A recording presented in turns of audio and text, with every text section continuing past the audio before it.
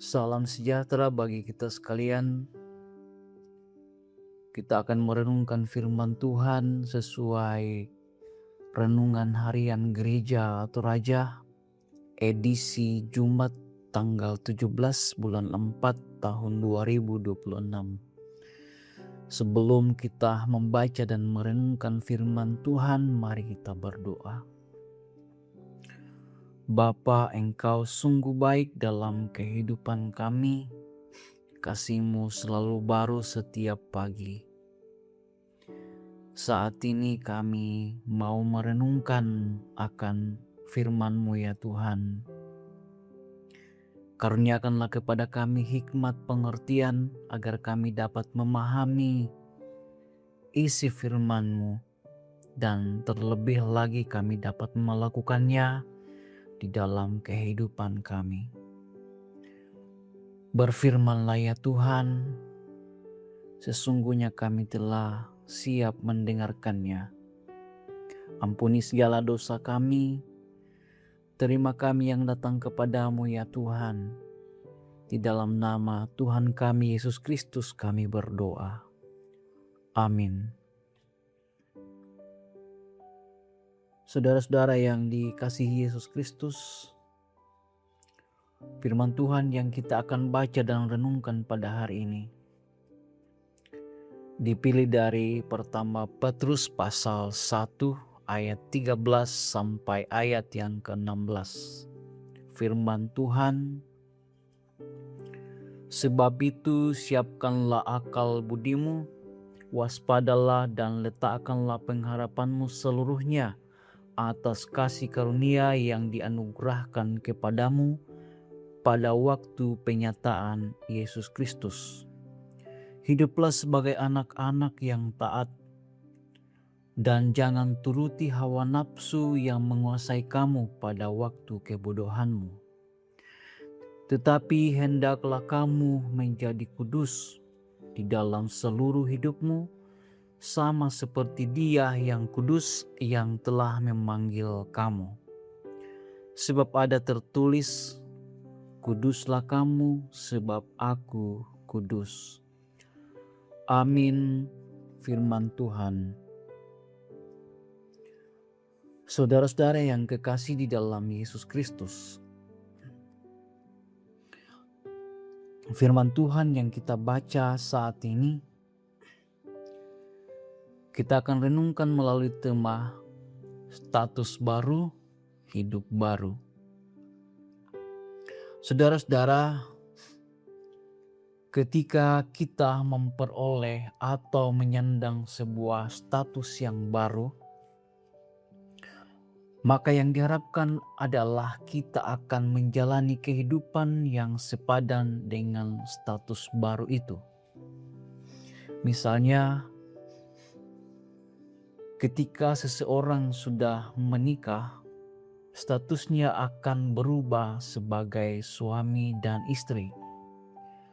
Status baru ini tidak hanya mengubah namanya, tetapi lebih dari itu mengubah tanggung jawab dan perilakunya. Saudara-saudara yang dikasihi Yesus Kristus, bacaan kita saat ini berisi nasihat Rasul Petrus kepada jemaat yang tersebar di beberapa tempat untuk menyikapi status baru sebagai orang yang telah ditebus. Pertama, Petrus memberi nasihat kepada mereka agar mereka menyiapkan akal budi dan senantiasa waspada. Ada kesiapan diri, kesiapan hati untuk menjalani kehidupan mereka dalam kebenaran dan tidak kembali ke dalam pola kehidupan lama, meskipun ada banyak tantangan dan godaan. Kedua, Rasul Petrus mengingatkan jemaat untuk hidup sebagai anak-anak yang taat. dan tidak menuruti hawa nafsu yang menguasai mereka pada waktu sebelum mengenal Kristus. Ada perubahan orientasi kehidupan dari memuaskan hawa nafsu diri sendiri menjadi memuliakan Allah, dari ketidaktaatan menjadi anak-anak yang taat. Ketiga, Petrus menasihati jemaat agar hidup kudus sebagai bentuk keteladanan terhadap Allah yang telah memanggil mereka. Hidup kudus diartikan dipisahkan atau dikhususkan untuk Allah.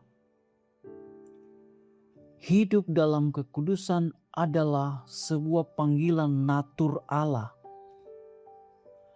karena Allah adalah kudus. Dengan demikian, kekudusan adalah standar Allah, bukan standar manusia. Sebagai umat Allah yang ditebus, ada pola kehidupan yang berubah, bahwa mereka tidak lagi mengikuti hawa nafsu duniawi, melainkan hidup kudus sebagai bukti diri dari penyandang status yang baru. Saudara-saudara yang kekasih,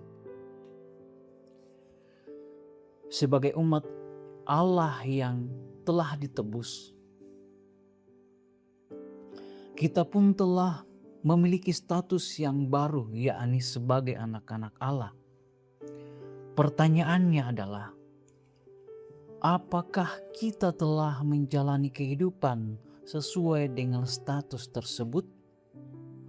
Saudara-saudara, dari perenungan saat ini kita belajar bahwa kita harus terus menyiapkan akal budi dan selalu waspada. Terlebih dunia sekarang begitu banyak godaan, begitu banyak tantangan, sehingga kita tetap menjalani kehidupan dalam kebenaran Tuhan. Kita diminta untuk menjalani hidup dengan kekudusan, menjadi anak-anak yang taat, dan yang tidak lagi mengikuti hawa nafsu kehidupan lama atau kehidupan sebelum mengenal Kristus. Kehidupan yang Tuhan anugerahkan kepada kita mestinya kita isi dengan hidup memuliakan Dia. Kita meninggalkan pola kehidupan yang lama, hidup baru yang berkenan kepada Allah. Saudara-saudara, hidup kudus menjadi pembuktian status baru kita di dalam Kristus. Amin. Mari kita berdoa. Terpujilah nama-Mu ya Tuhan, oleh karena segala kebaikan-Mu dalam kehidupan kami.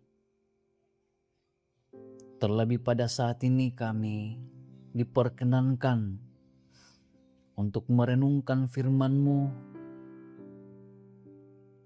yang mengajarkan kepada kami hidup dalam kekudusan sebagai bukti status baru atau hidup baru yang telah menerima Kristus Yesus sebagai juru selamat kami.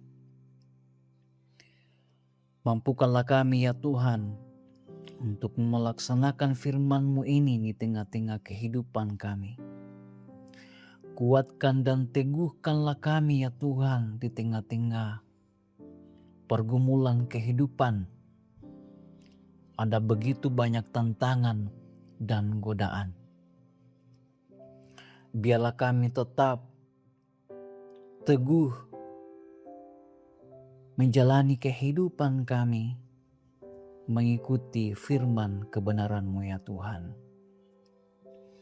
Berkatilah seluruh umat-Mu dimanapun mereka berada. Lindungi mereka semua ya Tuhan. Biarlah ya Tuhan, kami boleh menikmati damai sejahtera-Mu hidup di tengah-tengah dunia ini. Bapa di sorga, ini doa kami.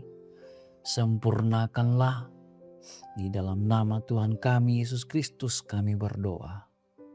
Amin.